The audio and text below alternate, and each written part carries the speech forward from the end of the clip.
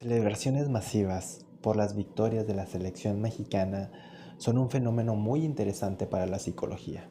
Un fenómeno de análisis, un fenómeno de observación y claro, hay ciertas explicaciones que nos pueden dar indicios de el por qué las masas, el por qué las multitudes se comportan de esta manera.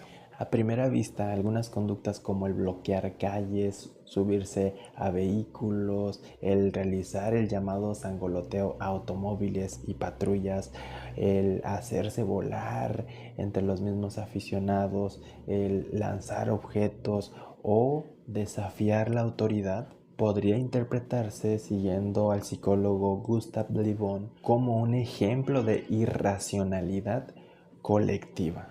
Sin embargo, una mirada psicosocial más profunda nos permite comprender estos comportamientos dentro de un contexto social e identitario más amplio. Voy a tomar como referencia 6 teorías psicosociales diferentes y al final te voy a explicar el por qué los policías, por qué las patrullas se convierten en un objeto para tal vez descargar esas energías o esa euforia que los aficionados sienten ante la victoria de la selección mexicana. Las 6 teorías de las que me estaré apoyando es la masa como irracionalidad, la identidad social compartida, la desindividualización, el contagio emocional, la teoría de la identidad social y la teoría de la conducta colectiva emergente. La explicación de Gustav Le Bon, vámonos con la teoría 1, que es la masa como irracionalidad, nos indicaría que los aficionados al ingresar a una multitud festiva perderían parte de su individualidad y capacidad racional. Factores como la emoción colectiva, el anonimato y el contagio emocional favorecerían conductas impulsivas que muy probablemente no realizarían estando solos o estando en algún otro contexto. Bajo este enfoque, el llamado sangoloteo a automóviles y patrullas sería consecuencia de una pérdida del control individual provocado por las masas. Sin embargo, esta explicación bajo este enfoque resulta algo limitado porque ignora el motivo de la celebración y el contexto cultural en el que ocurren estas conductas. Ahora, vamos con la teoría de la identidad social propuesta por Stephen Reicher, psicólogo social también, y por este lado él nos propone que las personas no pierden su identidad dentro de una multitud, sino que actúan principalmente desde una identidad social compartida. Es como, sí, claro, como si estuviéramos conectados por medio de Wi-Fi entre todas las personas, entre todas las multitudes. Y claro, todos tienen un objetivo: disfrutar. Durante una victoria de la selección mexicana emerge con gran fuerza el sentido de ser mexicano. Miles de personas que normalmente son desconocidas entre sí experimentan una sensación temporal de unidad nacional. Y sí, esa es la unidad que provoca la emoción compartida.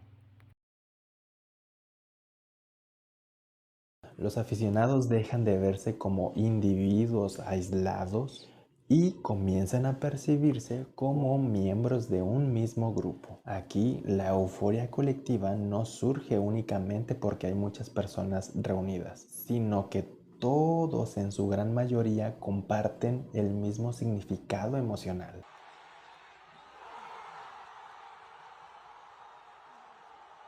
La victoria es percibida como un triunfo nacional, el orgullo colectivo se intensifica, se fortalece el sentimiento de pertenencia y se generan normas grupales temporales de cómo celebrar. Cuando los aficionados empiezan a cantar, empiezan a abrazar a personas desconocidas, a ocupar espacios públicos o interactuar físicamente con vehículos, estas conductas terminan siendo interpretadas por otros miembros de la afición como celebraciones genuinas, como celebraciones válidas o como celebraciones legítimas dentro de este contexto. Ahora vamos a tocar la teoría número 3, que es la teoría de la desindividualización. Esta teoría fue desarrollada por el psicólogo Philip Zimbardo. Ayuda a comprender por qué algunas personas pueden realizar conductas extremas durante eventos masivos. Factores presentes en estas celebraciones incluyen el anonimato, la oscuridad y el ambiente nocturno, gran cantidad de personas, alta actividad emocional y la sensación de impunidad. En estas circunstancias disminuye la preocupación por las consecuencias personales de los actos. Por ejemplo, una persona que jamás se subiría al cofre de un auto en una situación normal puede llegar a hacerlo cuando percibe que todos lo están haciendo. Y sumando que resulta difícil identificar responsabilidades individuales por lo mismo de las multitudes. Entonces eso es lo que trae dentro de este pensamiento colectivo. Ahora vámonos con la teoría número 4, que es el contagio emocional. La felicidad y la euforia son emociones altamente contagiosas. Cuando miles de personas cantan, gritan, saltan y celebran simultáneamente, se produce un proceso de sincronización emocional. Las investigaciones sobre el contagio emocional nos muestran que los individuos tienden a imitar inconscientemente expresiones faciales, gestos y conductas de quienes los rodean. Por ello, una celebración puede escalar rápidamente desde expresiones moderadas de alegría hasta conductas cada vez más extremas o más intensas. Ahora vamos con la teoría de la identidad social. Henry Tagfeld propone que las personas obtienen parte de su autoestima de los grupos a los que pertenecen.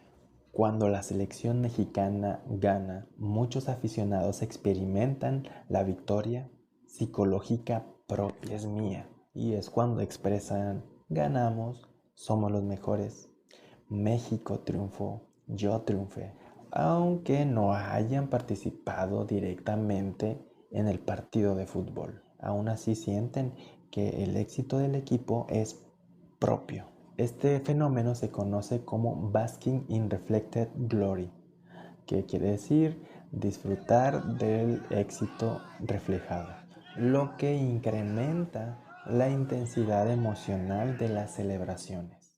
Y bueno, ahora vamos con la teoría de la conducta colectiva emergente.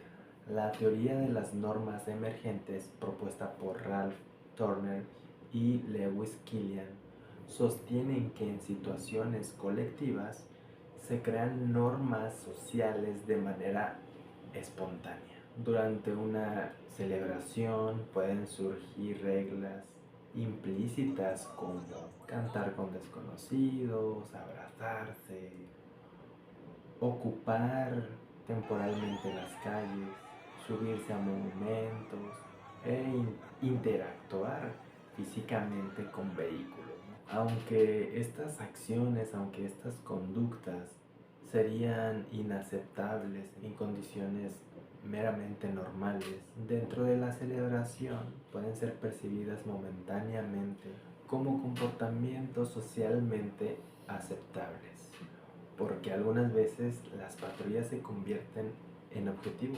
Aquí resulta útil el análisis contextual que propone Reicher, mencionado en la teoría número 2, la identidad social compartida. Si ciertas personas acuden a las patrullas o desafían la autoridad de la policía, no necesariamente se trata de una agresión aleatoria.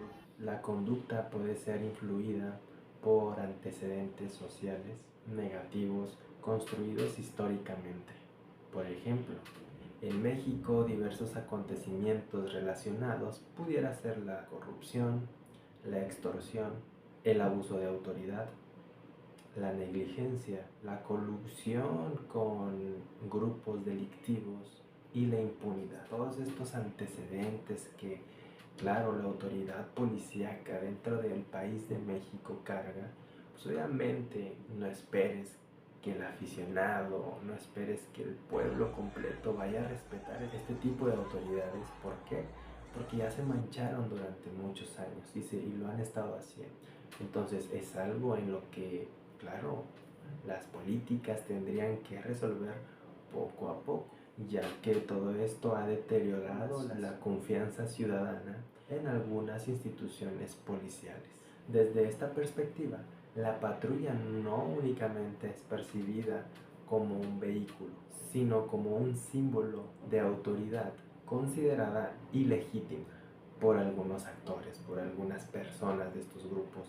La celebración futbolística puede entonces convertirse temporalmente en un espacio donde ciertas personas expresan emociones acumuladas de frustración, resentimiento o desafío hacia figuras de poder.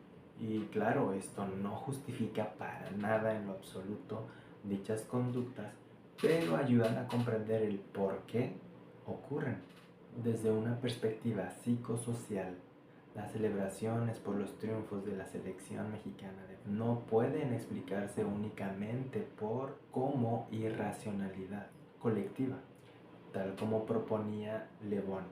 Más bien, refleja procesos complejos de identidad social, contagio emocional, desindividualización, construcción de normas emergentes y expresión simbólica de emociones colectivas. La mayoría de los aficionados participan de manera pacífica y festiva.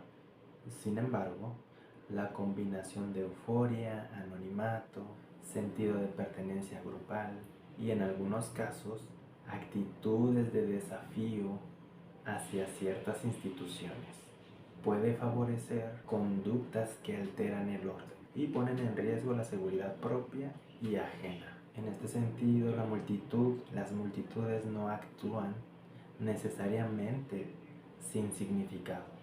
Sus acciones están guiadas por identidades, emociones, representaciones sociales compartidas. El reto para la psicología social consiste en comprender esos significados antes que reducirlos simplemente a la idea de una masa irracional. Y pues suscríbete, dale me gusta si fue así. Nos vemos.